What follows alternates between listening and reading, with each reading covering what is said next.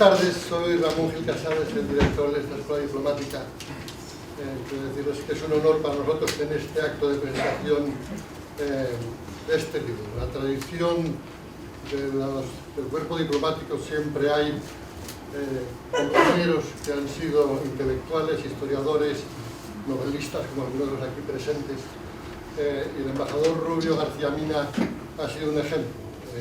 Se ha dedicado especialmente al siglo XIX y especialmente al general Prim, al presidente Prim, al que ha dedicado en este libro los últimos 8 años de su fructífera jubilación, como se puede ver. Muchísimas gracias, le dejo con la subdirectora de la Escuela Diplomática. Muchas gracias, embajador. Buenas tardes a todos, gracias por estar aquí. Veo que la sala está muy llena, que no estamos acostumbrados. No sé si se me oye bien, porque en esta sala no hay micrófono. Decirles que vamos a desvelar misterios de la historia de España, del asesinato de Prim, que es el primer magnicidio de nuestra historia. Se ha escrito mucho y sobre todo se han divulgado informaciones erróneas que, citando al embajador Rubio, a quien tenemos aquí, muchas veces disparatadas y absolutamente calumniosas. Hoy vamos a desvelar la realidad con una obra, desde mi punto de vista, trascendente, pues es realmente una revisión necesaria de un tema de la historia de España sonado, pero muy poco conocido en realidad, sobre el que se ha escrito mucho y sobre el que se ha profundizado poco. El embajador Javier Rubio le ha dedicado al siglo XIX español más de 30 años, es probablemente nuestro mayor experto, no de la carrera diplomática, sino de nuestro país e incluso mundial, y tenemos el privilegio de tenerlo aquí con nosotros hoy para desvelarnos la historia mundial que ha sido desconocida hasta ahora. Si me permiten decir unas palabras sobre el embajador Javier Rubio, nació en Palma de Mallorca y tiene una biografía poco habitual, en el sentido de que es doctor ingeniero aeronáutico, es licenciado en Ciencias Económicas por las Universidades Politécnica y Complutense de Madrid, respectivamente.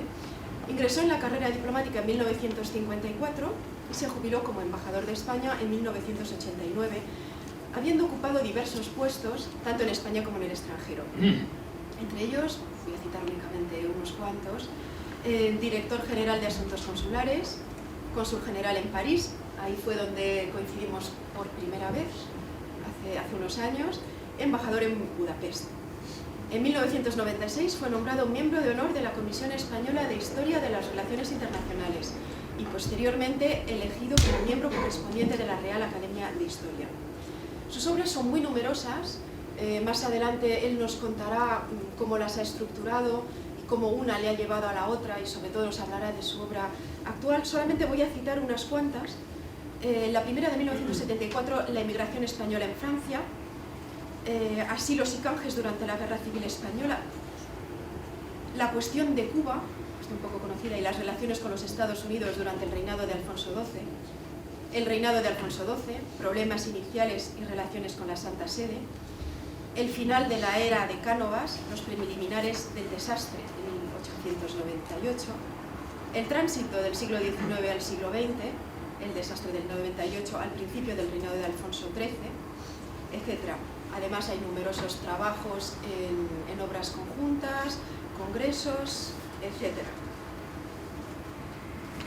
Si hablamos del siglo XIX, veo que hay alumnos del máster, así que como algunos son extranjeros, me voy a permitir leerles un poco. El siglo XIX español se caracteriza por ser un siglo turbulento, lleno de regímenes efímeros, y para mí uno de los autores que mejor lo describen es el profesor Comellas, a quien además pues tengo la satisfacción de comprobar que Javier Rubio también le cita en alguna que otra ocasión. Tiene una breve historia de España, que es una introducción que siempre recomiendo para quien esté preparando la oposición o para quien desee una breve introducción a la historia de España. Y es interesante cómo habla del siglo XIX español, al que denomina el siglo de las revoluciones, y sobre todo pues, del sexenio revolucionario. Si leo brevemente un párrafo para que se hagan ustedes una idea. Ante todo, advertimos que en la nueva centuria que abre la guerra de independencia predomina de modo aplastante la política interior sobre la exterior y las preocupaciones domésticas priman sobre toda ansia de trascendencia fuera de nuestras fronteras. La historia del siglo XIX está hecha de infinitos pequeños sucesos y estos sucesos consisten casi siempre en querellas políticas en que se enredan, a veces sin que vislumbremos una razón clara para tanto apasionamiento, los españoles. Con ello se crea una dinámica histórica que, presente o larvada, será una constante de nuestra historia contemporánea. El lector ingenuo, no versado, que lee una obra de tipo general, cuando pasa de la historia del siglo XVIII al XX, siente la impresión de haber saltado de pronto a un país distinto, o, si se quiere, de un país distinto a nuestro país, a esta España que los hombres de las últimas generaciones hemos llegado a conocer. La primera nota que destaca como característica del siglo XIX es esta sucesión de regímenes efímeros. Y alrededor de 1870 se producen en Europa y fuera de ella una serie de conflictos y convulsiones que dan lugar a una época distinta, que supera algunos viejos esquemas decimonónicos. Nuevos hombres, nuevos problemas, un nuevo ambiente. En general, se encarama al primer plano de realidad histórica. En España, la frontera entre las dos épocas puede colocarse en la Revolución de 1868. Todo un mundo romántico y fácil, sin problemas sociales ni masas, escaso en ideologías y lleno de generales metidos a políticos, ha caducado y se nos aparece de pronto anticuado, viejo e inservible. Una nueva realidad con problemas que nos resultan mucho más familiares a los hombres de hoy, acaba de despuntar en la historia de España.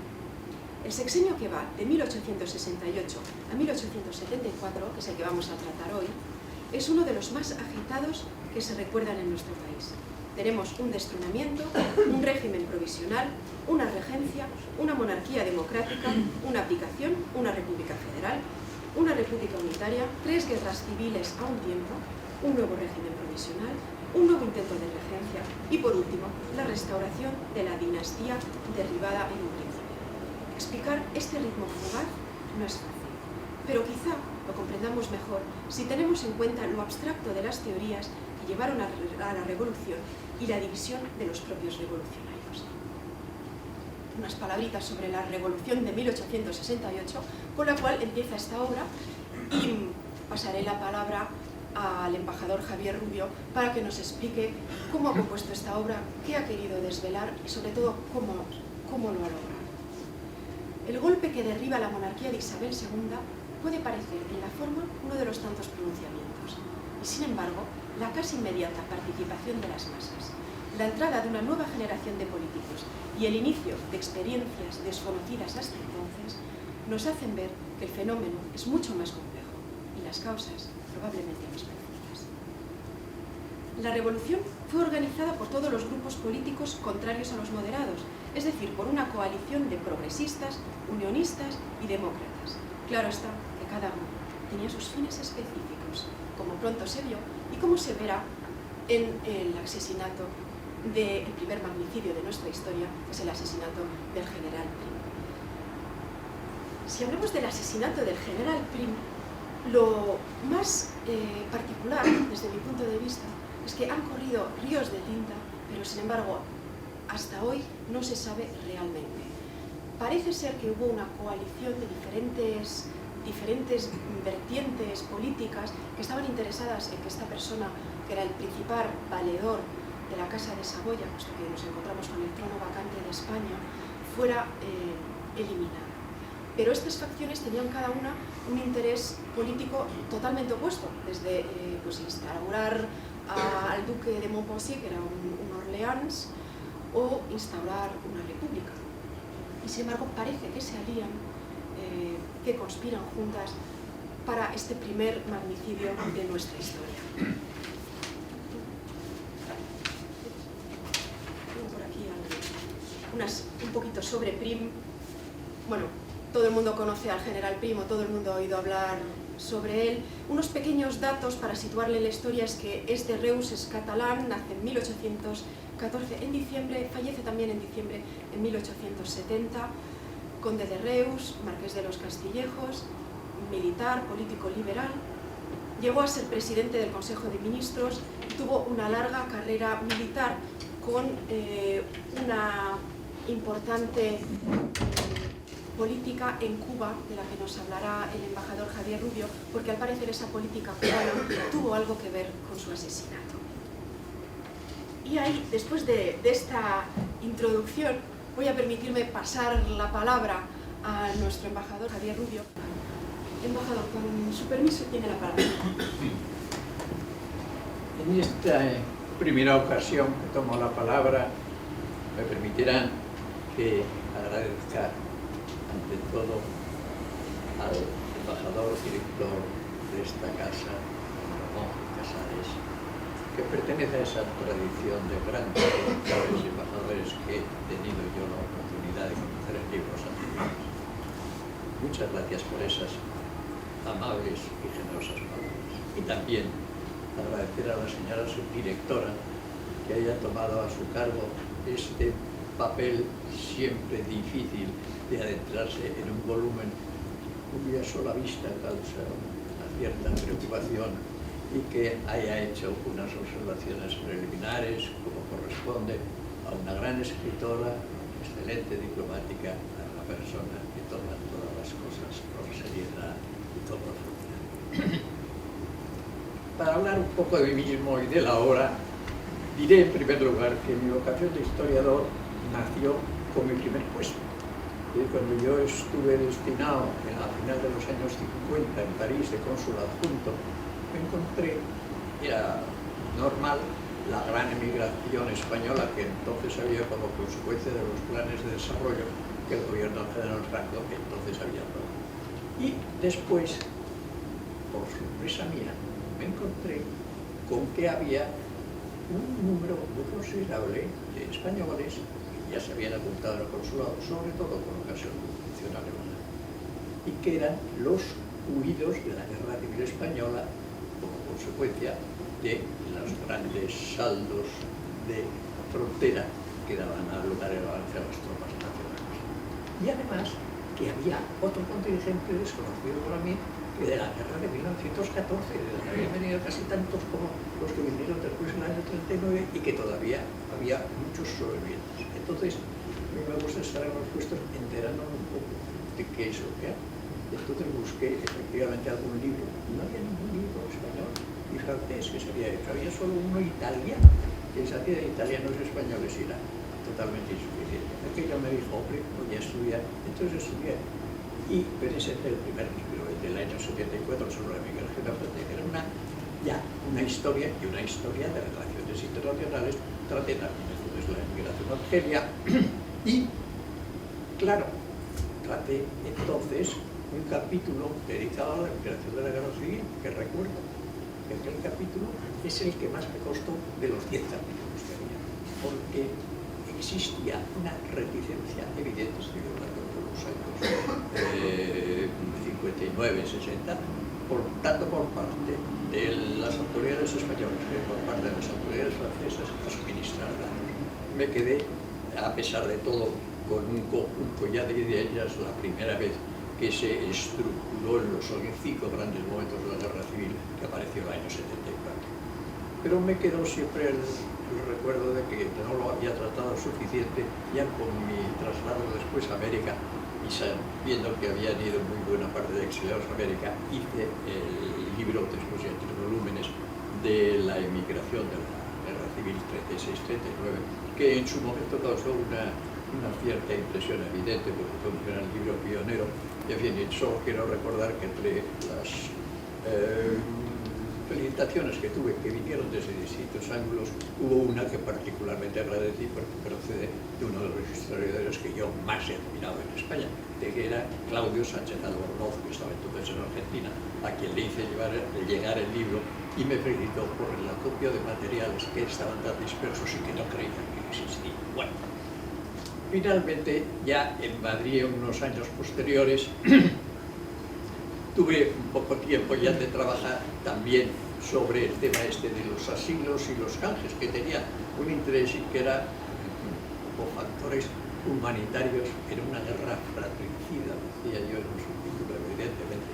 Tanto se ha hablado de la guerra civil que ha sido una salvajada, pero pocas veces se hablaba de que hubo unos factores humanitarios de otros siglos, de una serie de embajadas extranjeras, en alguna de ellas que se prolongó también después de la toma de Madrid con Franco, y a una serie de medidas también de carácter humanitario por la Cruz Roja Internacional y por los dos gobiernos, el gobierno de Burgos y el gobierno de Valencia y luego Barcelona, que intentaron y lograron determinados canjes, pero no es este libro que voy a hablar ahora, sino solamente decir que todo esto me llevó ya al tema de las relaciones internacionales y me quedé con la impresión de que he tratado un poco la política del gobierno español después de la guerra civil a través de las consideraciones que he hecho de los exiliados, pero no he tratado la política exterior, que era lo que me importaba, del gobierno a lo largo de la guerra civil,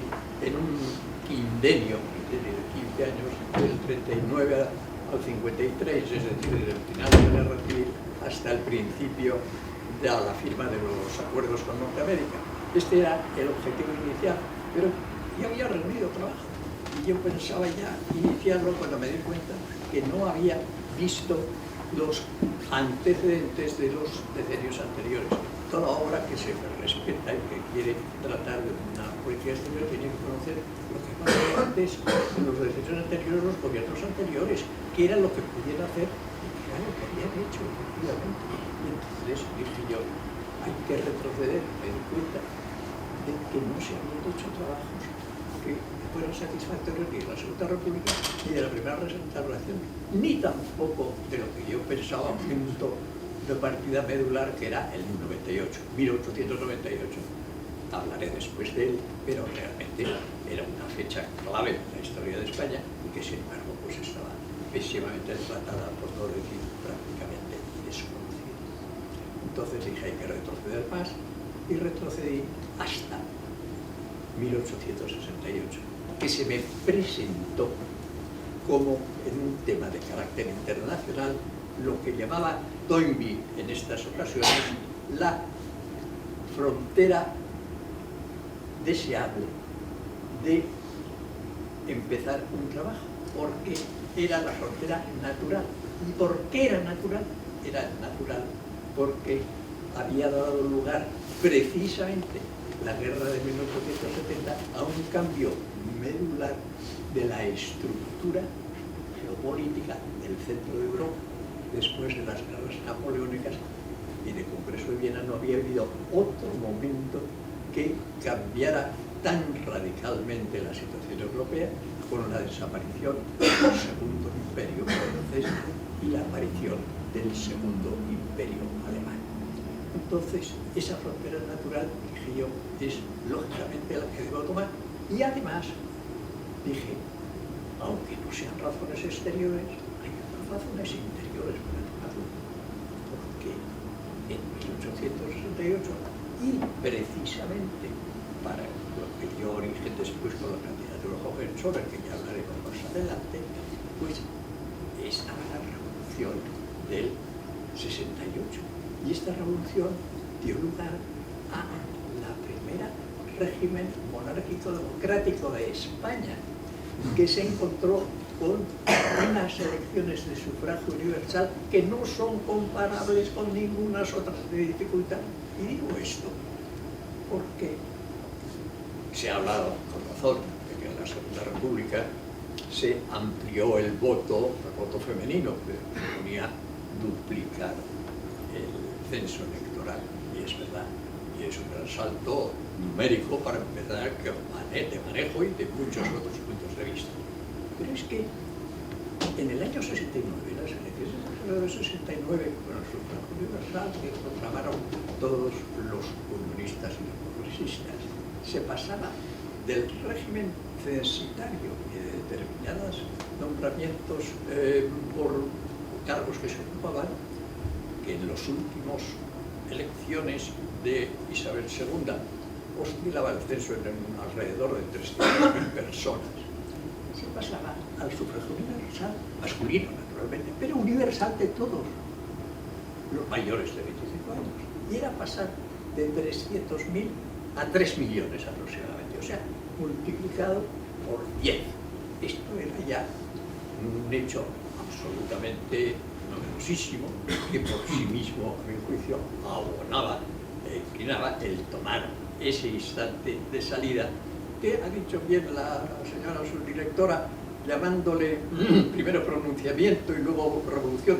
Quiero aclararlo y es muy importante, y luego volveré sobre ello, que el 68 fue un pronunciamiento militar. Ya volveré con más detalles sobre ese particular, que luego se convirtió el 19 en revolución precisamente porque no lo había organizado.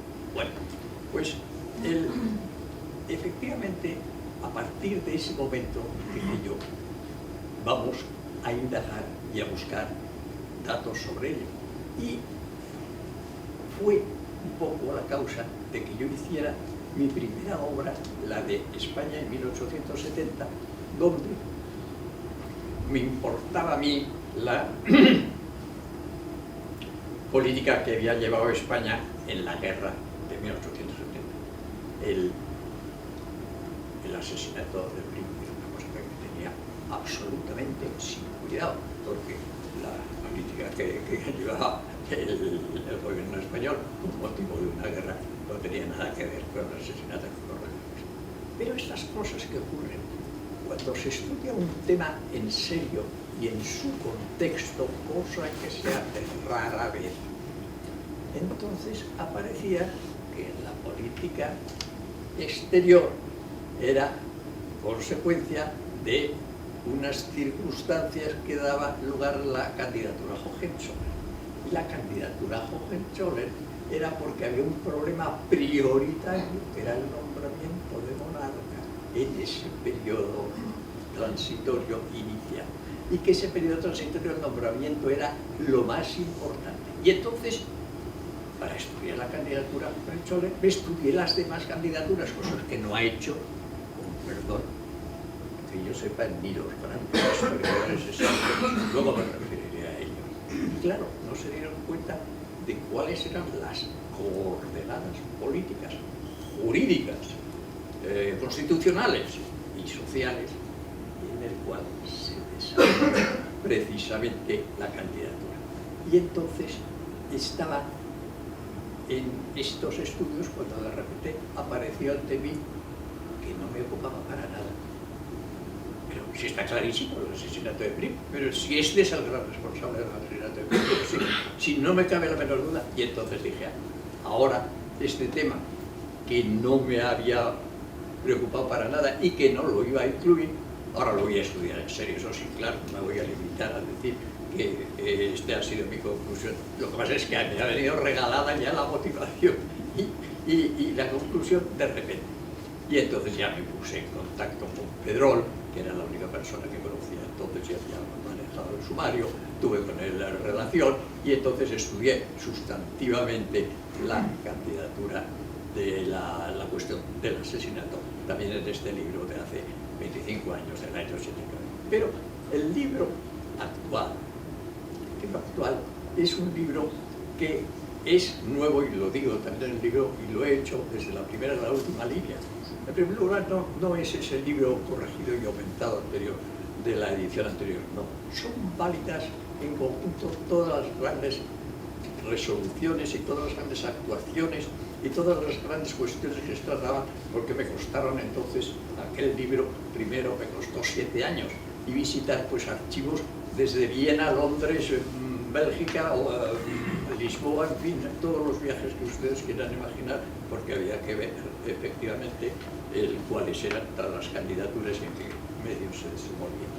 Como consecuencia, el tema, repito, en el libro actual tiene una estrecha conexión, pero el libro actual tiene una serie de hechos novedosos que da lugar a la cuestión de las fuentes que me ha suscitado también la señora subdirectora, de que las fuentes no deberíamos estar hablando esta tarde solo exclusivamente de las fuentes, y tendríamos para un cursillo hablando de las fuentes, porque sin fuentes no hay historia, y de las fuentes, y sin fuentes no hay posibilidad de hacer nada que sea serio y que perdure un poco en el tiempo.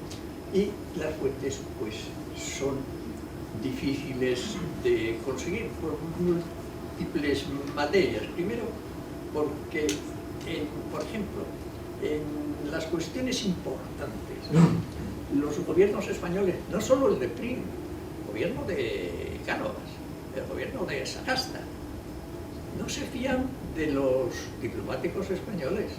Y entonces, con quien hablan ellos es con los diplomáticos extranjeros, que son personas que les van a guardar el secreto. Es notable, pero así lo piensan, ¿verdad?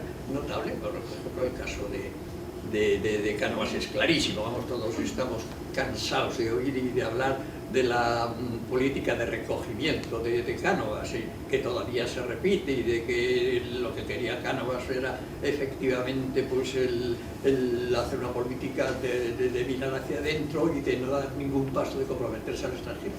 Nada de eso. Cánovas, en el momento en que creyó y había dominado la guerra carlista y la de Cuba, dijo: ahora voy por Europa, e hizo una petición casi formal de alianza a través del embajador de Alemania con la gran potencia que era entonces el Segundo Imperio Alemán. Claro que la hizo, por favor. Lo que pasa es que no se volvió, y lo que pasa es que los historiadores tampoco desconocen ese archivo, pero también desconocen otra fuente, por ejemplo, que está publicada. Pero claro, que requiere mucha paciencia. Me refiero a los debates de Cortes. Los debates de Cortes tienen en su gran mayoría, y sobre todo en aquella época, de alto es el Dios en el Sinaí, que decía Cáceres, pues realmente una retórica impresionante y una música tremenda, pero de vez en cuando hicieron unas verdades muy interesantes y muy de puño.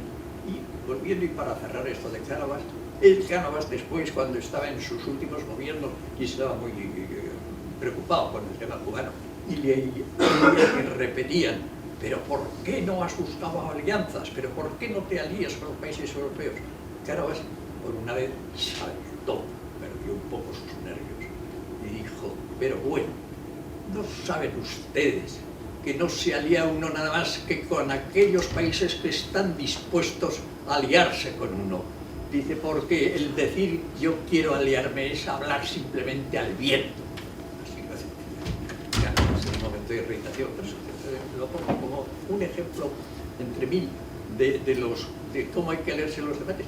Y también, ya hablando del eje de fondo del asesinato por el momento, claro, en las Cortes, cuando se iba a casar Alfonso XII con Santa Mercedes, una preocupación muy grande por el gobierno. Se cometieron unas presiones sobre los jueces, y que ya hablaremos quizá más adelante, verdaderamente fortísimas, en fin. Pero en las Cortes hubo un diputado conservador, antes y famoso por su plan de estudios y todas esas cosas, Claudio Moyano, que dijo con toda claridad, no citó el nombre de la persona, pero dio todos los elementos para indicar, cuando le decía se oponía claramente a la boda, vamos, y se metía contra el duque de Montpensier porque, entre otras cosas, lo consideraba que era un cobarde y tal. Le venían a decir que no se casa con el padre, que se casa con la hija. Y él entonces, midiendo cuidadosamente sus palabras y probablemente bajando el tono, porque en el diario hay una nota que dice que no se oye, y los taquígrafos sí estaban allí y lo tomaron. Entonces dijo, voy a decir nada más que lo que quiero decir, Cuando uno da la mano al hijo de un héroe, se siente uno ennoblecido. Y cuando se la da al hijo de un asesino, se siente uno envilecido. Y hasta allá. Esto indica hasta qué punto pues hay que tener paciencia, y hay que leer cientos, miles, decenas de miles de páginas también de esto por hablar con las fuentes. Y ya por alguno de los otros temas que me he metido del tiempo, pues no quiero decir nada, porque la consulta ya solo de las fuentes lleva un tiempo, dicho sean viajes, dicho sean lecturas realmente extraordinarios. Por ejemplo, la bibliografía. Es absolutamente indispensable conocer la bibliografía completa, porque si no se conoce la bibliografía completa, se corren unos riesgos tremendos. El primero es el de descubrir el Mediterráneo, porque uno cree que ha averiguado una cosa que ya está escrita y que está hecha.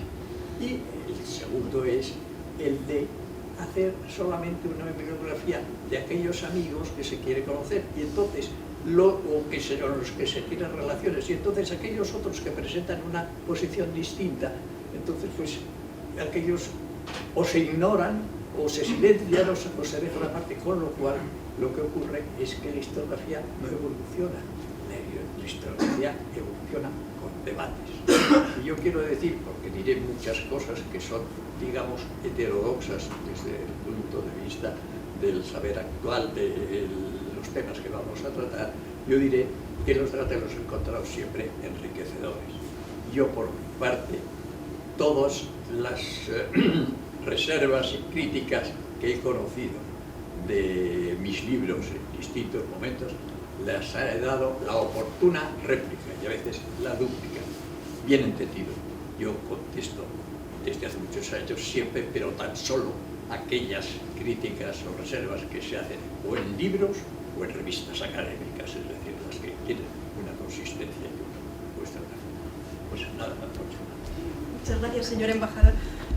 Mi siguiente pregunta sería la actualidad de esta obra. Al leer su libro me ha dado la impresión que el asesinato de Prim tiene unas consecuencias más allá de un magnicidio, que ya las tiene muchas, pero que ha tenido una influencia en cadena, en cierta forma, una influencia indirecta en la guerra del 70, en la Primera Guerra Mundial y por lo tanto en la Segunda Guerra Mundial, y que el mundo actual, tal y como lo conocemos, sería otro sin el asesinato de Prim. ¿Cómo resumiría usted, embajador, la actualidad de esta obra y su influencia?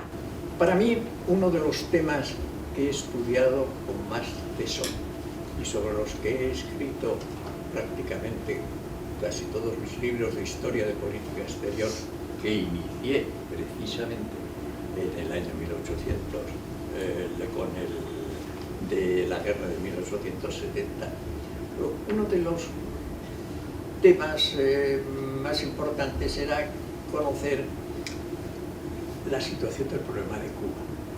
Y llegué finalmente a la conclusión de que el problema de la guerra de 1898, muy en contra del clima un poco general que dominó, hubo excepciones, en fin, en el centenario, no fue un hecho más, ni fue de ninguna manera comparable con el ultimátum de Lisboa, el incidente de Fashoda, la guerra chino-japonesa, en fin, de ninguna manera. Fue un verdadero desastre, un verdadero drama, un verdadero drama que llevó consigo unas consecuencias tremendas, unas consecuencias que esencialmente, y siempre refiriéndome de una manera muy resumida para provocar la intervención y ver si llega a ella, que en una forma muy resumida yo diría que la incidencia se proyectó fundamentalmente en dos campos. En uno, el famoso problema militar.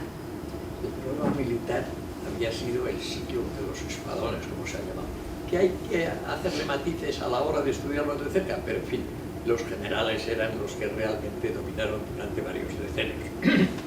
Los generales eran los que dirigían la política. Y, Cánovas, hay que reconocérselo, con la ayuda de Alfonso XII, que fue un gran monarca, Alfonso XII, pues él logró reducir el problema militar y lo reconvirtió, en efecto, y lo hizo de esa manera. Pero el desastre del 98 lo resucitó porque realmente a la hora de las responsabilidades, fuere en el Senado, fuere en el Congreso, fuere en la prensa, los responsables eran los militares, exclusivamente los militares. Los gobernantes no tenían responsabilidad en ningún modo. Entonces, esto creó, y además hubo Martínez Campos en el Senado, que hizo una declaración diciendo: hágase y procédase a las comisiones necesarias para depurar las responsabilidades de los militares, que nosotros estamos dispuestos a ello. No habló ni un solo ministro de asumir la menor responsabilidad, y bien sabe Dios que he examinado de cerca cómo estaba la flota, cómo estaba el ejército, los presupuestos económicos disminuyendo las Fuerzas Armadas de años anteriores. En fin, no volvamos sobre ello. El hecho es que ya no solo responsabilidad penal, que estaba prevista en la Constitución del 76 para casos determinados, sino ni siquiera la civil. Les pongo un simple ejemplo. 2 años antes, en Italia, el primer ministro, Franco Brandi, no me acuerdo ahora en este momento el nombre, le encomendaron la conquista de Etiopía en 1896 a partir de Eritrea, y ahí tuvo el famoso desastre de Adwa. Bueno, pues en este desastre de Adwa le costó su carrera política. Sí, el hombre ya terminó de ser presidente del gobierno, Crispi, se quedó sin porvenir político. En España, antes de 2 años, Sagasta, que nos llevó a la guerra suicida, estaba de nuevo en el poder. En fin, todo esto creó un resentimiento en los militares que, como expongo en mi última obra del año 2011, tuvo y fue un factor que pesó en las 2 dictaduras, en la existencia de las 2 dictaduras militares que hemos tenido en el siglo XX. Pero no solamente se trata de esto, que más o menos es desconocido. Él ya se empieza a abrir paso y efectivamente lo publicó y lo admitió precisamente ¿cómo se llama?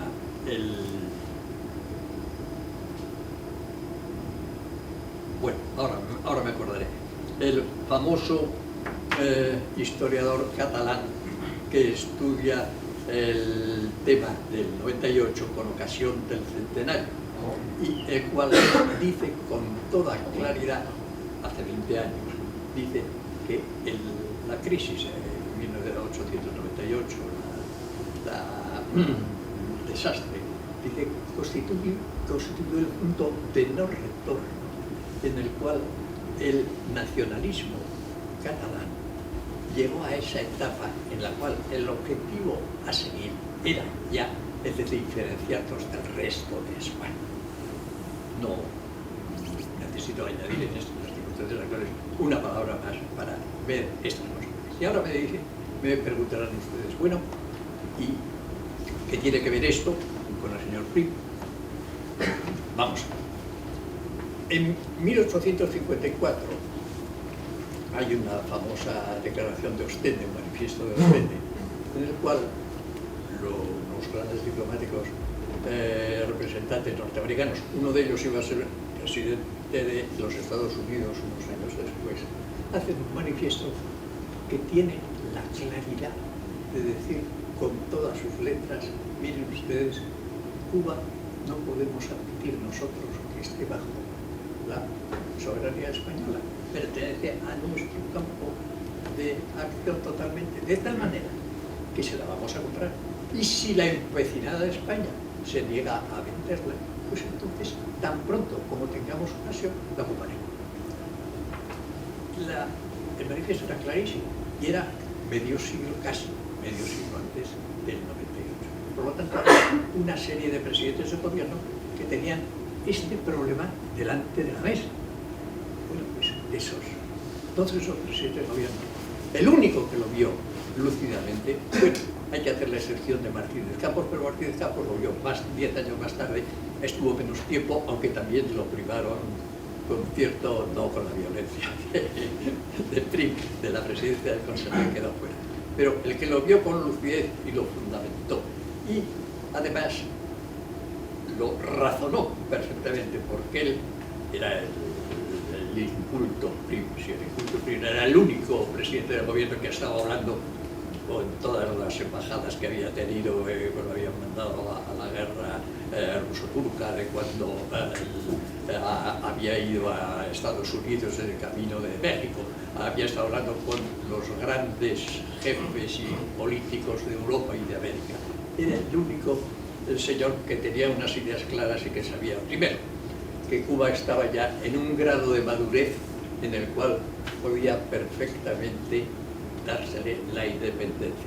Segundo, que los Estados Unidos iban a buscar la primera ocasión que tuvieran de apoderarse de Cuba y que tratan de oponerse a los Estados Unidos en suicidio. Y además el propio Prim lo dijo con toda claridad, no refiriéndose a Cuba, sino refiriéndose a lo que era el ejército norteamericano en su hemisferio cuando vino de la expedición de México en el año 62, en las declaraciones que hizo al Senado.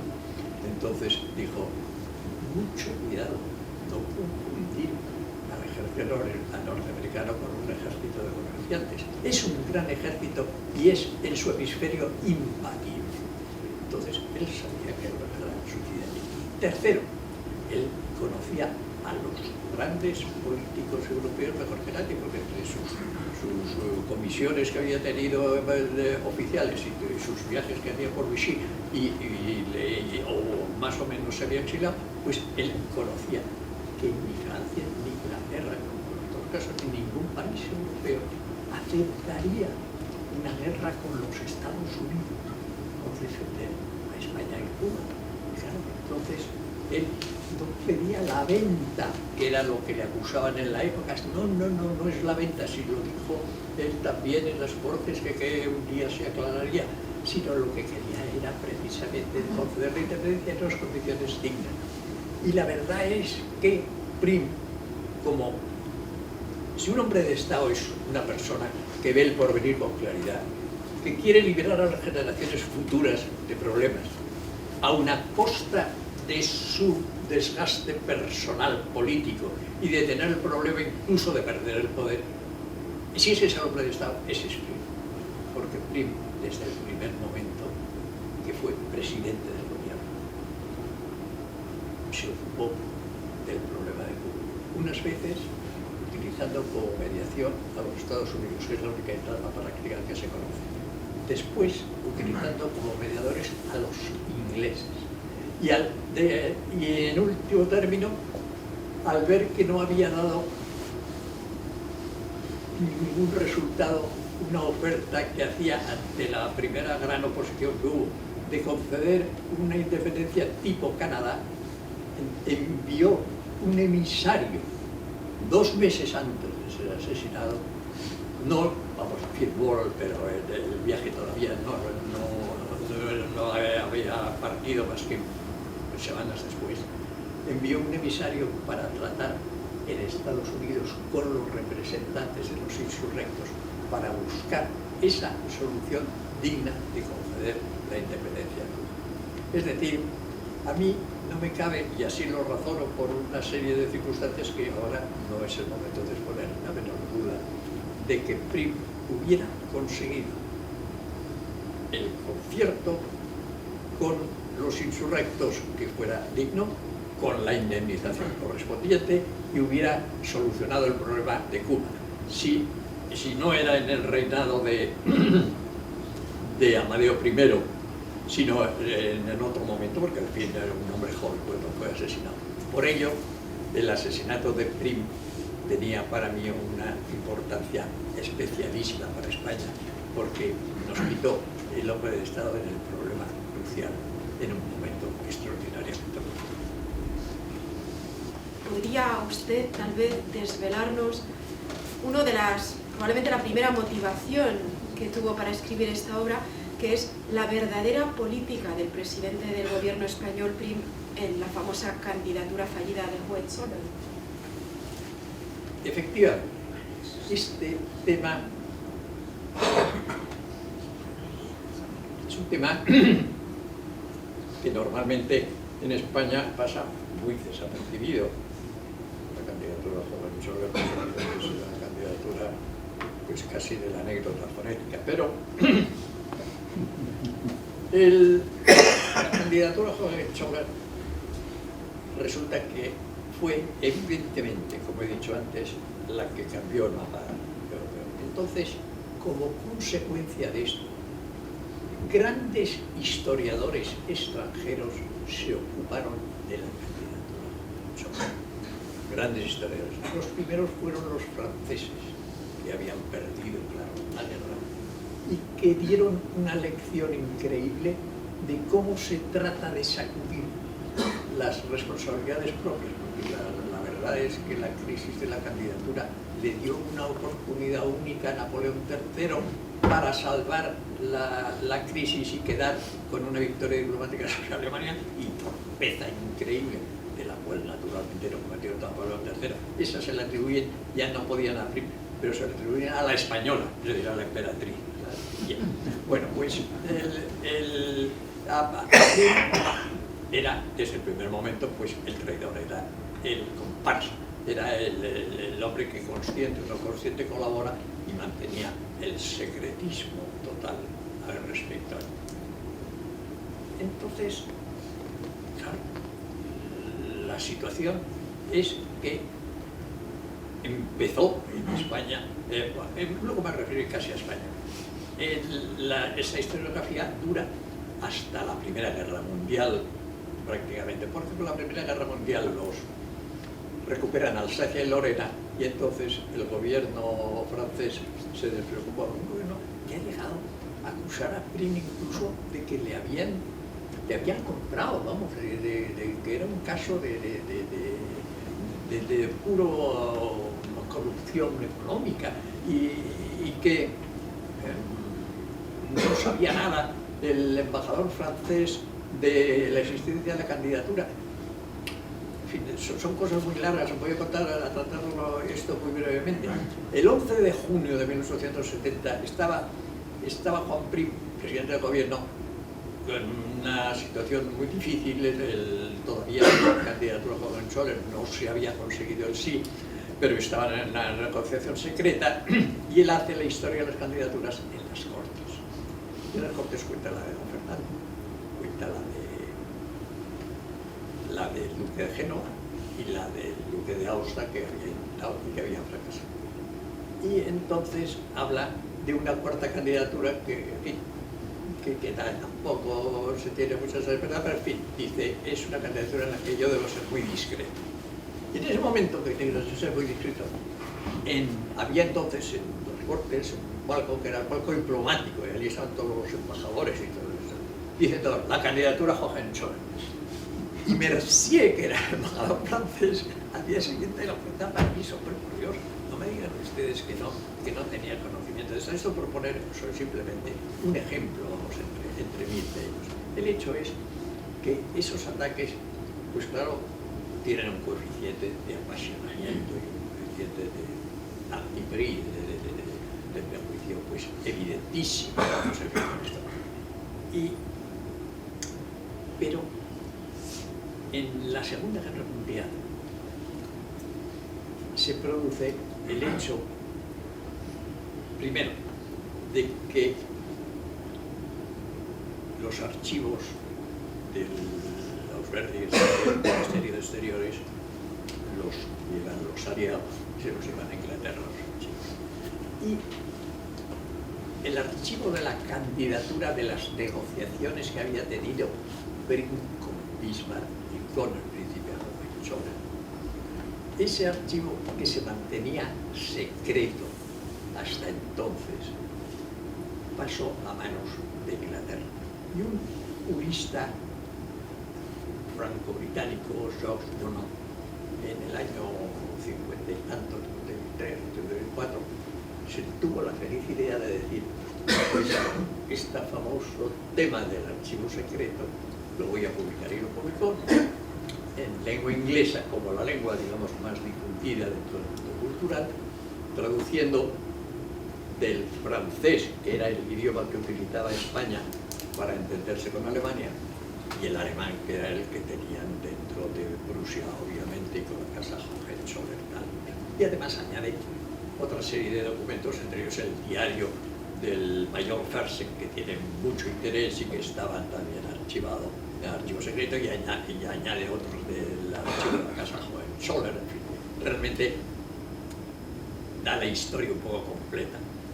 En España se podía decir, podía existir un archivo, pues sí, existe un archivo, pero un archivo muy incompleto y que manejado solo él le puede conducir incluso a errores, porque el procedimiento que había entonces los historiadores, un historiador como Pirala, el procedimiento que tenía era: va al Ministerio de Exteriores y dice: ¿qué hay de esto de la candidatura a Hohenzollern? Hombre, pues hemos recibido un telegrama y tal, pues magnífico, me lo llevo. Y como no había fotocopia, pues se lo ha llevado. Pero se lo ha llevado a su casa, ¿verdad?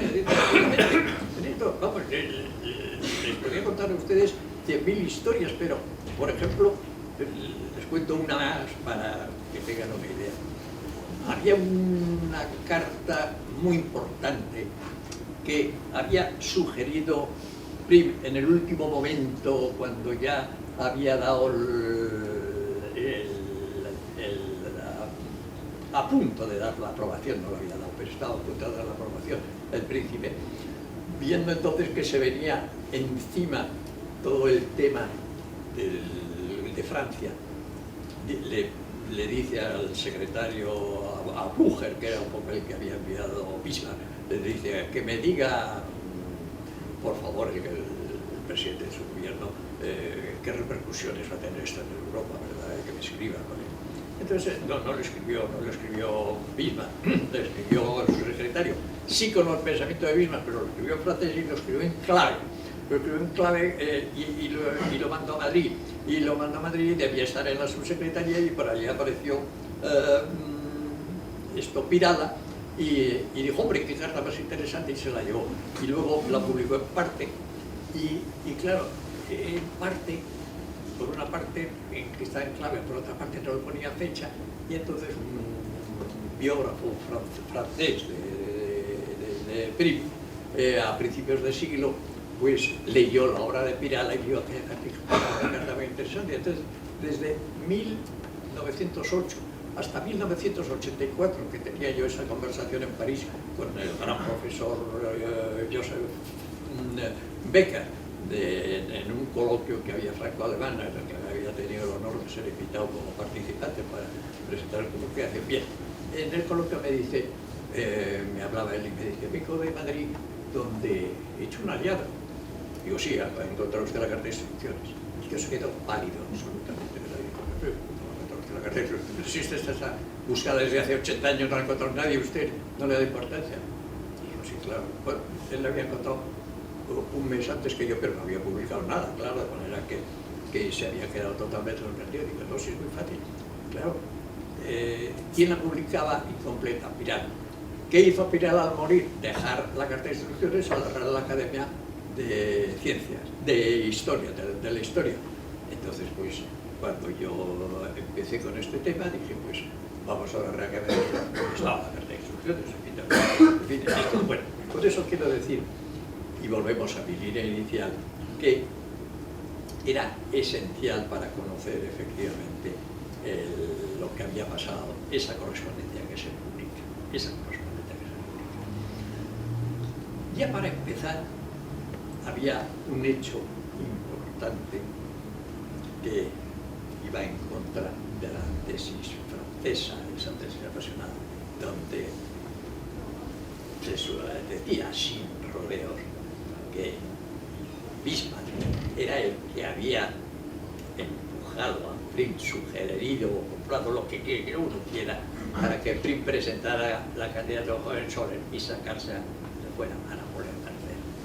Bueno, pues ahí queda ya fehacientemente probado, vamos a decir, que Bismarck no había hecho nada antes, absolutamente nada, que era la primera carta, el de febrero de 1870, de Prim a Bismarck y al príncipe, y al rey escribía también, pero esa era más bien el rey de Prusia, más bien y al príncipe, es decir, pues esa correspondencia ya demuestra que el origen de la candidatura a Hohenzollern era España, no era Bismarck.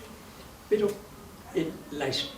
en la Alemania después de la Guerra Mundial, claro, se crea una especial reacción ante la Guerra del 70, porque dicen, esta catástrofe a la que hemos llegado el año 45, catástrofe que todos ustedes conocen mejor que yo, que supone el despiezamiento de un país y durante decenios, que no tiene nada que ver con la del 18, vamos, la supera por todas partes.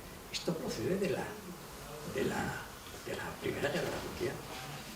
Bueno, y la Primera Guerra Mundial, lo dice el Tratado de Versalles, fue un factor importante la Guerra del 70. Y entonces, claro, empiezan ya los alemanes, por ejemplo, el Dietrich, ya en el año 60 o 62, ya escribe un libro que tiene en el subtítulo, pues, que dice la pregunta por la culpabilidad de la guerra, de Kriegsschuldfrage, ¿verdad? Con esto, por la Guerra del 70. Es decir, ya ha renacido un interés extraordinario por la Guerra del 70 y se empiezan a escribir libros muy serios sobre la Guerra del 70. Y ocurren, por resumir, dos hechos que quiero en este momento recordar. Por una parte, un historiador norteamericano, profesor respetado, Lawrence Stiefel, que hace también un libro sobre The Origins of the Prussian 80 y 71. Bueno, pues el Stiefel toma una traducción clarísimamente equivocada que hace Bonneau en su libro, que traduce del francés al inglés, y entonces, desconocedor Stiefel de esa realidad, como he dicho antes, social, jurídica, etcétera, que tenía España, pues afirma que hay una prueba documental, una carta de abril del 70 de Eusebio Salazar y Mazarredo, que es el comisionado que tiene el presidente del gobierno español, un diputado a Cortes, para sus gestiones con la candidatura. Una carta de este Eusebio a Salazar al propio presidente del gobierno de Berlín, a Otto von Bismarck, el conde de Bismarck, en la que le dice que van a hacer la elección secreta en las Cortes. Esto es un disparate morrocotudo, vamos, es una cosa tremenda, pero él lo dice porque, como desconoce la realidad, pues se lo cree. Y entonces, lo que había sido antes, y habían lanzado los franceses como algo de sentimiento, es decir, la política del fait accompli, el hecho del fait accompli se repite en los libros ingleses y los alemanes, ya el fait accompli está ahí, el hecho consumado. El hecho consumado, pues ya se considera que es históricamente real. Y entonces una serie de señores lo empiezan a admitir y por consiguiente los ataques a la actuación del presidente del gobierno español en el año 1870 se toman cuerpo y dicen hay prueba documental.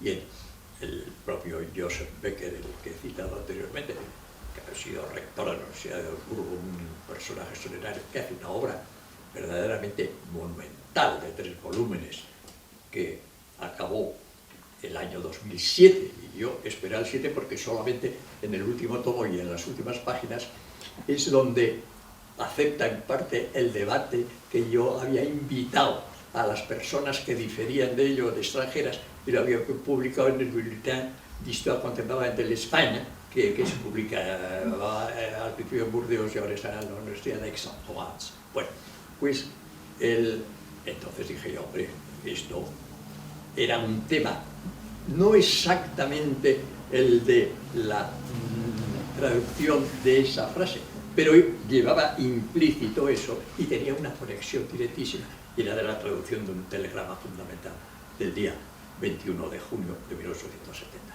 Y entonces, en esas circunstancias, hice yo una réplica del debate que envié a la revista francesa. En Francia, pues ya dije antes que había esto acabado y no les importaba mucho. pero en Alemania no. En Alemania les interesa grandemente porque está ahí la catástrofe, en el fondo se conecta con 1870. Y entonces de Berlín me pidieron para que hiciera una versión alemana que publicaron en la gran revista que tienen ellos para el siglo XIX de Prusia, que es el Forschungen zur preußischen Brandenburgische Geschichte. Y ahí, en el año ya 13, con esto apareció la versión en la que yo les ponía con toda claridad al profesor Becker cuáles eran las razones de geografía. Bueno, pero entonces pasemos un momento de este camino en el cual yo me he producido directamente en el extranjero al campo español. Y en España, ¿cómo se mira la candidatura de Joven Sol? Pues como una cosa secundaria, realmente, menos, en fin, algún contemporáneo de Prim, como Girala, que escribía algunas cosas y que algunos documentos de interés en general, pues pasaba por activa y había un debate que tuvo lugar el propio 3 de noviembre de 1870. Ya estaba la campaña del duque de Aosta en marcha, porque era el día 31 de septiembre o 1 de octubre ya había comunicado la aceptación de la candidatura. Pero en el debate de las Cortes, el jefe de la oposición, era Miro Castelar, hizo una exposición muy curiosa, metiéndose y acusando a Prim por la candidatura Hohenzollern, y en fin, entre otras cosas, pues dijo eso, que era un servidor y un cooperante y un miembro de la conspiración de esto. Y dijo entonces, después de hacer una serie de declaraciones, y viendo que claro, no le convencía a la oposición, dijo: la historia será justa un día y verán que actuamos conforme un pueblo con sus derechos y circunstancias actuales. Bueno, y esto, hacia el año 27, un personaje ilustre, que era miembro de varias reales academias, en fin, ilustre, y abordó el problema. Se acordó de esto. En un momento parecía que quería un poco suavizar la crítica a Prim, pero luego dice: la historia ha hablado y no aprueba la conducta de Prim. Y luego dice que tenía razón Castelar cuando le decía que era un instrumento de Bismarck. Claro, es penoso esto porque este distinguido personaje debía saber que en realidad la historia no había hablado todavía, porque los propios historiadores alemanes anteriores, y ya había empezado en Estados Unidos después de la guerra, pero anterior a la obra del español, una obra muy interesante y muy importante de ningún diletante ni principiante, porque era nada menos que Robert Lowe, era catedrático de Historia Contemporánea en la Universidad de Harvard, ¿verdad? Con esto hizo un libro sobre la guerra del 70-71, se fue a Berlín, vino a Madrid, en fin, de primera, fue casi un hito dentro de la historiografía. Y también, claro, había dicho la negociación de España con Berlín, pues no se conoce, la historia no ha hablado todavía, ¿verdad? Pero en fin, eso en ese mundo nos movemos. Luego, posteriormente, pues el libro de Bonham, de la traducción, pues lo conocen muy pocos historiadores, y yo no conozco ninguno que lo haya examinado con detalle. El que más lo ha hecho es un historiador al que yo respeto mucho y quiero mucho, que es a Jesús Pavón, pero que realmente está muy desafortunado en el tratamiento de esta cuestión. Y luego las obras de Stiefel o la obra de Becker, pues ni se cita, vamos, en España. Entonces dice, bueno, ¿por qué cree usted entonces que ya no se cita? No, es que en España hay una obra que sí se cita mucho, que se conoce mucho y que se considera mucho, que es la obra que hizo el, por otra parte, ilustre y magnífico profesor de la Universidad de Oxford, Raymond Carr, que se llama España 1808, España 1939 primero, y que tiene una segunda edición, que es España 1808, España 2008, bueno, que ha hecho posteriormente. No, pues este señor sí trata este tema y cita como máxima autoridad, e incluso va más allá que el propio Stifel, presentando la figura de Prim como más desautorizada todavía, porque cita directamente a Stifel. Entonces, en España, claro que se conoce, los alumnos de Carr y los lectores de Carr conocen que efectivamente existe esto y que se ha hecho por unos ingleses. Y en esas circunstancias se consideraba que era inaplazable, que era realmente ineludible el hacer el desmentido correspondiente, y mi edad lo hacía además especialmente urgente. A mí me recordaba un poco esto una famosa frase que decía un grandísimo escritor y muy distinguido diplomático, me estoy refiriendo a Juan Valera. Juan Valera escribía hacia fines del siglo aproximadamente, y decía en una frasecito de memoria, pero el contenido es real, decía: nosotros los españoles, a fuerza de leer libros franceses y de hablar en francés con ciudadanos de dicho país, vamos persuadiéndonos de que no somos otra cosa que lo que ellos dicen. Bueno, pues eso es cierto para ese caballero del año 27, pero hoy, si cambia uno libros franceses por libros ingleses y ciudadanos de ese país por ciudadanos anglosajones y profesores anglosajones, es válido efectivamente, como lo demuestra el libro de Reonca. Y yo, modestamente, quería dejar el testimonio de que en estos primeros decenios del siglo XXI había cuando menos un historiador que no se conformaba en páginas importantes de nuestra historia con lo que decía que éramos esos historiadores anglo-británicos que tanto prestigio tienen. Yo estoy llegando a final. Tengo una última pregunta antes de pasarle la palabra, y es que me ha llamado la atención en su obra la extraordinaria importancia que tuvo, según usted, para Prim la actitud del brigadier Topete, tanto durante los años de su gobierno e incluso después del atentado de la calle del Turco. ¿Podría, por favor, señor embajador, hacer una breve síntesis de por qué considera que es tan importante, qué interés tiene, qué alcance tiene esta actitud del brigadier Topete? Es pertinente, subdirectora, porque el brigadier Topete pasa normalmente en la historiografía a ser ciertamente una persona muy distinguida en el Cádiz, en los acontecimientos de Cádiz, pero después viene a desaparecer y a casi no contar. Cuenta mucho. Cuenta mucho, en primer lugar, porque Cádiz, la insurrección de Cádiz, no es una revolución, es un pronunciamiento. Es un pronunciamiento militar. Y es un pronunciamiento militar de los unionistas, porque haya habido antes un golpe de mano que se habían planteado los unionistas sin los progresistas 2 meses antes, que es el que ha dado lugar al destierro del duque de Montpensier y al destierro del general Serrano, general Dulce, y la cabeza militar de los unionistas. Ese precedente es fundamental para entender después, pero ese precedente no se conoce y cuando se pasa por encima se darse cuenta de ello. El hecho es que es un pronunciamiento unionista que tiene como objetivo ni siquiera cambiar de dinastía, porque es pasar el trono de Isabel II a su hermana Luisa Fernanda. Y esto es en lo que está, naturalmente, Topete, que es unionista y que tiene como jefe del pronunciamiento al general Serrano, que está en Canarias, y eso hace variar todo el tema.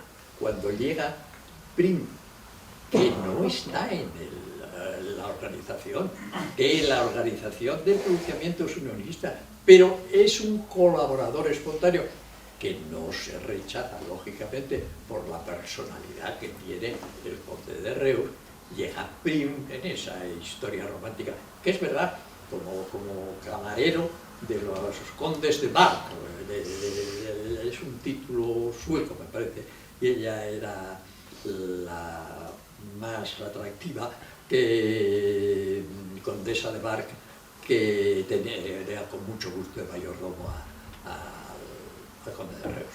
Pues llega a Gibraltar, llega en el 17 porque ha recibido él noticias no oficiales, sino por sus fuentes que tienen un poco a través de Pau Young, que efectivamente va a tener lugar inminentemente el pronunciamiento. Y él entonces le comunica ya en Gibraltar, mira que Topete, que es el que dirige entonces, ya sabemos, Serrano, cabeza está en Canarias. Le han mandado un barco, pero todavía no llega, es un barco que dura varios días. Topete pues le dice que está Prim en Gibraltar y dice que no venga porque yo de quien dependo soy de Serrano, y aquí el general Prim pues es un sí, es un cooperador y es un teniente general, tiene superior que yo, inferior a Serrano, pero en fin. El hecho es que llega Prim a bordo de la fragata Zaragoza, que es donde está el pabellón de Topete, de jefe de la flota, y se encuentra, claro, que una conversación privada con Topete, en la cual pues le dice Topete lo que piensa, y le dice Prim que no, que lo que se debe hacer es respetar la soberanía nacional, que él no está contra la infanta ni contra nadie, que lo que elijan las cortes, en fin, y a ello ya se acomoda Topete.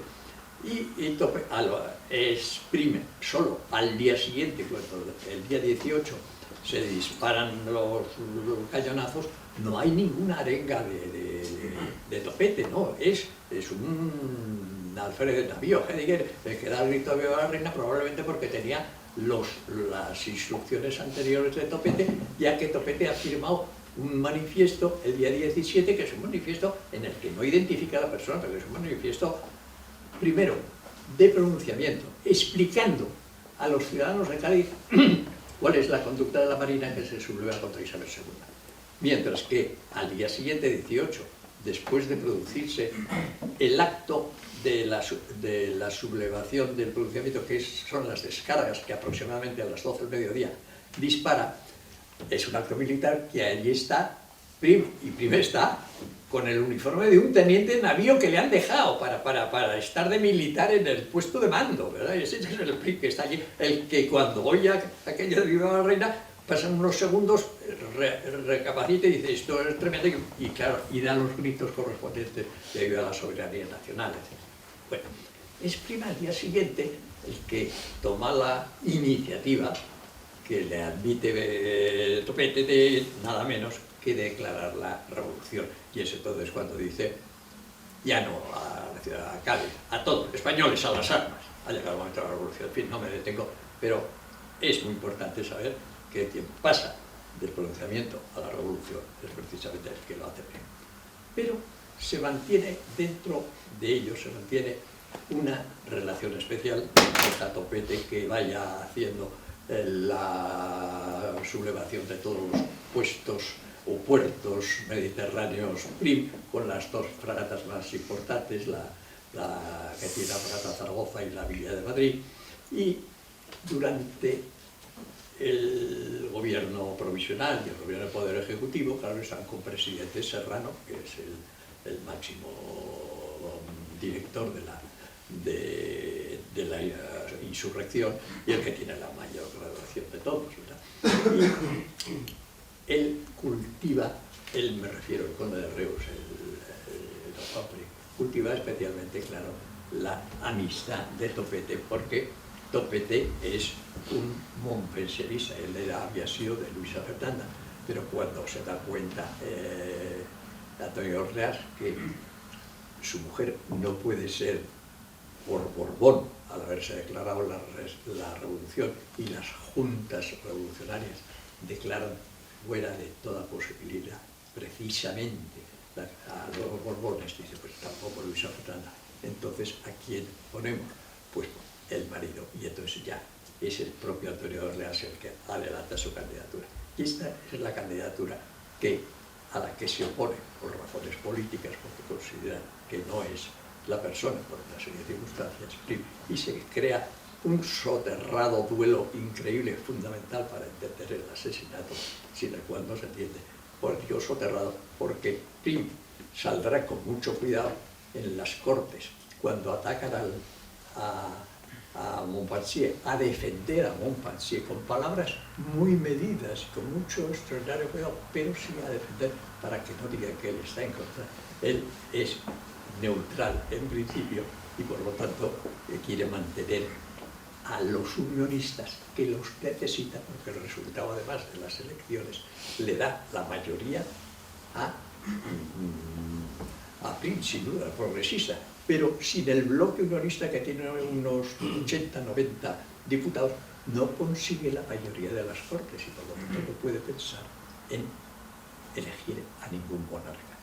Cuida esto, pero lo que ocurre es que no solamente lo cuida y aparece, por ejemplo, un detalle un poco especial de cuando la candidatura del duque de Génova, que era el hijo menor de edad y por eso, en fin, es complicado y no entro en ello, fracasa finalmente, pues el gobierno de Prim, los que habían sido ministros unionistas dimiten, y entre ellos dimite el propio Topete. Pero Prim tiene tal interés y ha creado tales lazos que aparece un decreto en el que, presentando dimisión, el señor, por ejemplo, Silvela, Manuel Silvela, es una funcionaria de división, y otro decreto nombrado. Luego dice, presentando la división como artista de Topete, y otro decreto, y esto no se acepta. Eso no es frecuente. Pero en fin, al final se separa del gobierno, pero no de la relación personal. Y se crea una relación personal, esto de dos. Es decir, primero, Prim sabe perfectamente, como lo saben, por otra parte, si los historiadores leyeran con cuidado las Cortes, el Topete dice, yo soy de orleanista, yo voto al duque. Bien entendido que soy diputado de unas Cortes españolas y por lo tanto, si eligen a otro candidato, yo lo aceptaré y yo lo acataré, porque en realidad considero a este que me parece mejor, pero en definitiva es el pueblo español a través de los diputados los que lo nombran. Pero no solo esto, sino que además se crea una relación personal entre Prim y Topete, en la que me consta que Topete manifestó en un momento que tenía respecto de Prim una lealtad personal, que viene a decir, de esas lealtades, ya aquí no se hablaba de política, de esas lealtades que terminan con la vida de uno. Así. Y lo demostró. Porque cuando tiene lugar el atentado, el 27 de diciembre, luego entraremos al atentado, cuando tiene lugar el atentado el 27 de diciembre de 1870 y lo llevan al Palacio Buenavista, a Prim, malherido, muy malherido, inmediatamente va el regente y los ministros se presentan allí, y entre ellos Topete, lógicamente, que es el hombre de los tres de Cádiz, digamos. Y entonces, en ese momento, el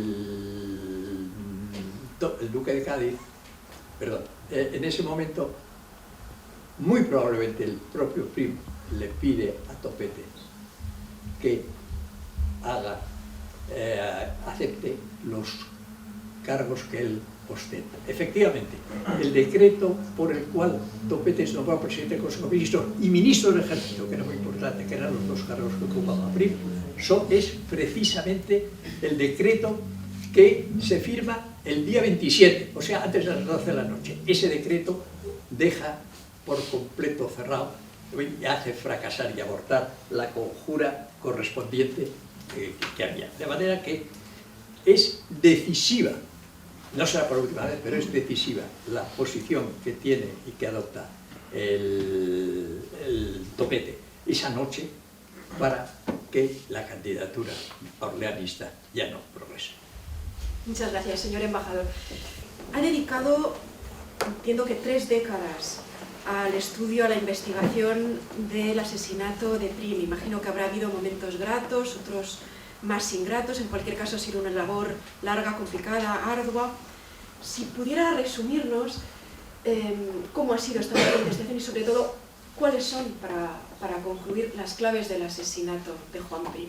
Bueno, pues trataré ya de resumir al máximo.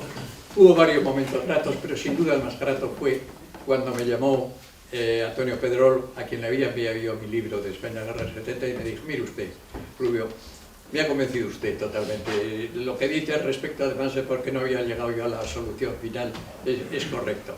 Lo único que pasa es que tengo la 4ª edición, la tengo en imprenta. Digo, no la puedo modificar. Voy a ver si puedo modificar el prólogo. Me llamó a las 48 horas y me dijo: sí, he podido modificar el prólogo. Y el prólogo salió ya diciendo: reconozco que efectivamente es Antonio Orleans el por el máximo, Javier Rubio tiene tal. Esa es la edición más completa, que se presentó en un acto memorable en el Palacio de Justicia, en un gran salón de abogados. Bueno, pues allí estaba García Enterría, un gran jurista que hizo la presentación y que dijo: esta es la edición más completa, por lo que dice en el prólogo, por los apéndices de documentos nuevos interesantes, por todas las cosas. Estaba Julio Caro Baroja también, que hizo unas versiones en relación con su padre de lo que había oído. Él, que hizo a Pedrol una exposición muy buena.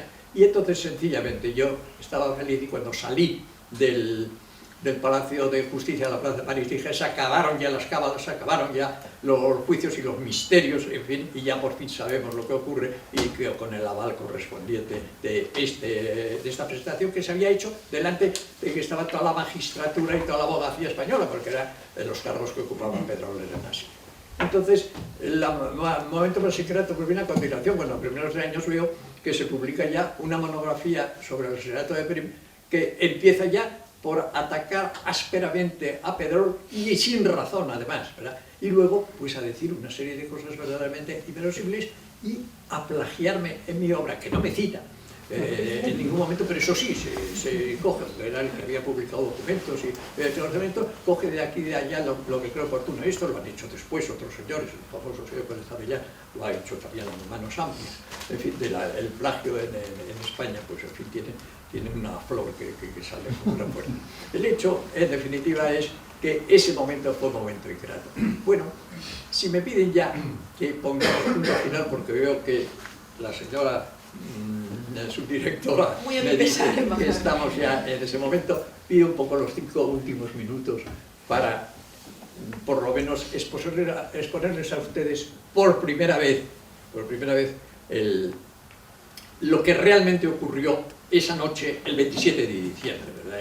Porque ahí se desarrolla todo, en fin, y sobre lo que tanto se ha pontificado y sobre lo que tantos bulos se han corrido, ¿verdad? Voy a hacer una brevísima, bueno, y yo por primera vez, bueno, dirán ustedes, esto es una manera que tiene este anciano embajador, pues a fin de decir que tiene él un especial ojo clínico y una sagacidad particular. No, miren ustedes, esto lo dijo hace 2000 años Vigilio, ¿verdad? Es decir, cuando dijo labor omnia vicit improbus, es decir, el trabajo continuado y constante vence todas las dificultades, nada más que eso, son como todos, pero con más trabajo. Bien, lo que ocurre en ese momento sale Prim, monta la berlina, está ya a su derecha González Nandín, que estaba sentado ya a la derecha. Por eso él se sienta a la izquierda y delante, en lo que llaman al vidrio, el Traspontín, Moya, Francisco Moya, el otro ayudante. Salen por la calle del Turco, que es hoy el Marqués de Cuba, me parece que es. Y es de noche, ha pasado hace poco el solsticio de invierno, vamos a ver, 7 de diciembre, allí una oscuridad grande, no hay telégrafos fosfóricos, no me detengo a decir lo que es, y sobre todo la calle está desierta, lo cual es más serio y sorprendente, pero no lo explico porque no hay tiempo. Y llega efectivamente el coche a la esquina. Y entonces en la esquina, ¿qué ocurre? González Nandín es el primero que mira por la ventanilla, está a la derecha. Y oye una voz que dice, ¡tira! Inmediatamente un sujeto que abre la capa, saca el trabuco y dispara. Uno y luego sigue otro que dispara también del mismo lado. Pasa, hay un silencio como de 2 segundos. Y entonces, en la parte izquierda, se oye una voz que repetidamente, reiteradamente da la orden de fuego y pronuncia una palabrota, que lo oyen los que están en la izquierda, lo oye tanto Prim como Juan Francisco Moya. Y entonces dispara. Por fin el cochero logra romper la barrera de aquello con más disparos que ha habido.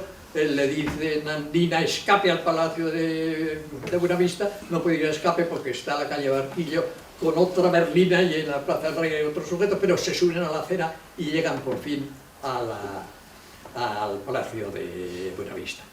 Pero volvamos de nuevo a la esquina aquella.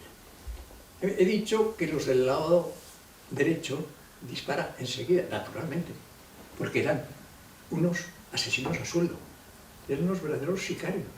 Es decir, eran unos señores que habían sido contratados previamente y que habían sido contratados previamente seguramente por el propio que les había hecho evadir del presidio de Ceuta, de donde venían, que era José María Pastor, que lo hacía por órdenes del ayudante de Montpensier,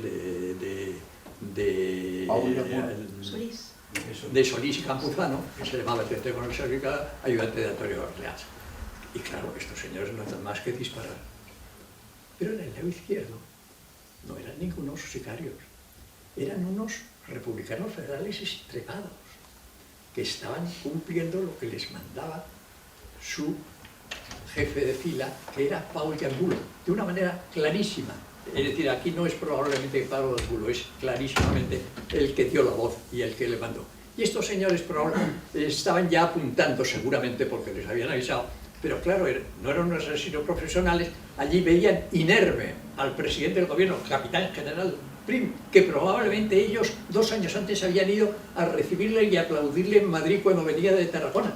Y estaban como tetanizados, que no podían disparar. Por eso insiste y le da la orden de fuego con palabrota y todo, que es cuando dispara en eso. Entonces me dirán ustedes, ¿se habían repartido los papeles? Claro, es que los dos estaban con el mismo objetivo inmediato, se habían reunido para repartirse. El objetivo inmediato era asesinar al presidente del Consejo de Ministros. Pero ese no era el objetivo político, que era totalmente distinto. El objetivo político de Pau de Angulo era declarar la República Federal, porque consideraban a Prim un traidor por no haber declarado la República Federal ya en Sevilla o en Cádiz cuando lo había hecho. Y por lo tanto, con sus apoyos, que eran menos que los otros, va allí para asesinar al presidente. Mientras que en el caso de Solís y Campuzano era por orden, como he dicho, de Pastor Solís al duque de Montpensier por la candidatura, porque estaban una serie de generales, no el general Serrano, que era un agente, una serie de generales dispuestos a dar un golpe de Estado en ese momento. Entonces, ¿qué es lo que pasó? Primero, que Prim no muere, esto es fundamental, y al no morir Prim se encuentra además con que la cúpula, el directorio republicano, es efectivamente un directorio que puede cometer disparates tremendos, pero no es un asesino. Los Castellari, los Barari y tal no son asesinos. Y entonces él se encuentra sin esa cubierta y además con Prim vivo, no tiene más remedio que refugiarse, pasar un tiempo último y marcharse a América. En el otro lado, sí saben que las heridas son graves y tienen un poco la esperanza de que pudiera dar el golpe de Estado a los generales, porque Prim era el que de quien dependía todo en aquel momento. Pero lo que he contado antes del brigadier Topete es cuando efectivamente aborta definitivamente este atentado. Y quiero decir ya, para terminar, no tengo tiempo, que el cambio de Topete es tal que no será la última vez que detenga al mismo duque de Montpensier en otro plan criminal, que era el del 18 de julio de 1872, contra el propio monarca Amadeo I de España. Permítanme, para terminar, que reitere mi agradecimiento tanto al embajador, que ha hecho posible este acto, a la señora subdirectora por su capacidad de lectura y sus pertinentes preguntas, y también quisiera hacerlo a título personal de dos personas que desde el primer momento, dos catedráticos brillantes de nuestra universidad, que son el señor Hipólito de la Torre y el señor don Juan Carlos Pereira, que me animaron. Los dos fueron presidentes de la Comisión Española de Historia de Relaciones Internacionales, que me animaron desde el principio a continuar con mis estudios. Y luego, por último, a todos ustedes que me han escuchado, a este viejo embajador ya medio valetudinario, con tanta atención y tanta paciencia. Muchas gracias.